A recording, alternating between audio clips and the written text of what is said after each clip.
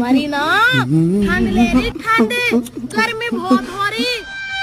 ना ना ना ना, हमका पता रहा, पहले से पता रहा तुम्हारी ना यहू, हमका पता रहा तू जियत यहाँ वो गर्मी का मजा लेती यहाँ पानी में ना, मतलब कहा कि मतलब है भैंसियन के ना बोहात यह वैसे भैंसियन पानी डाल मुड़वा ऐसे निकाले रहा थे, तो वैसे बोहात यह भैंसी ना है ये वहाँ कोनो ठीक ना है। एक नंबर की बात, एक नंबर वीडियो बनाए यहाँ।